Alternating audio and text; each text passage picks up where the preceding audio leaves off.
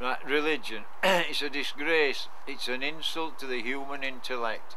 I don't know why people keep falling for it when it's a complete hoax and swindle. So demonstrably false, so demonstrably lunatic. I could understand it if simpletons fell for it, but to say that intelligent, educated people can still fall for religion, it's beyond me. They need some sense putting into them, these religious people. They must have a terrible emptiness inside to fall for something so bloody silly. They can use it for all kinds of reasons. Some people, they're afraid. They use it for manipulation, for escalation to power, for persecution, for cruelty. Oh, it's been hijacked and used most abysmally for countless centuries. It's a pity they should use religion for comfort. If I need a bit of comfort, I go and buy a bag of chips, and it only costs £1. Pork pie, you can eat a pork pie or a cream cake, you get comfort. But I mean, religion is a load of baloney, isn't it?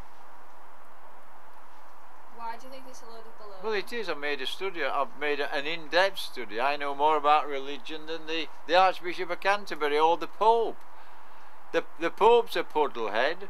Why do you think what was your study of religion realistically? What was it? It started off with my great-grandfather, who left his atheistic writings behind, and until then religion had been a mystery to me. And when I discovered his writings in 1992, although he died in 1933, I read his writings, I became fascinated, and all of a sudden everything was made clear. Instead of these mysterious myths, it's just like he drew the curtains aside from me to let in the light of truth and reason. He was a remarkable man, and so since then I filled his boots to some extent, because I've done a lot of atheistic preaching and condemnation.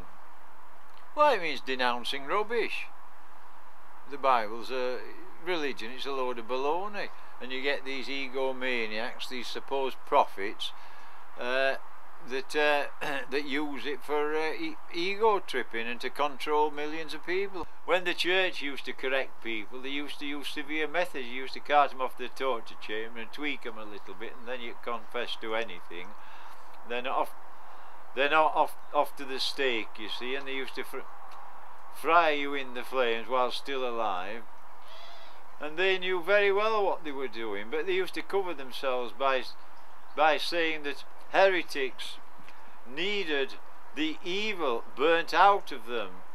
That was what needed to be done. There was one book written by a famous cleric entitled "The Necessity for the Burning of Heretics," and that described why heretics should be burnt at the stake. But that was about 1500 years after this Jesus character was preaching love, tolerance, forgiveness of enemies and all the rest of it. So they had no they had no good excuse. It's the madness of humanity and the evil of humanity. It's an absolute disgrace.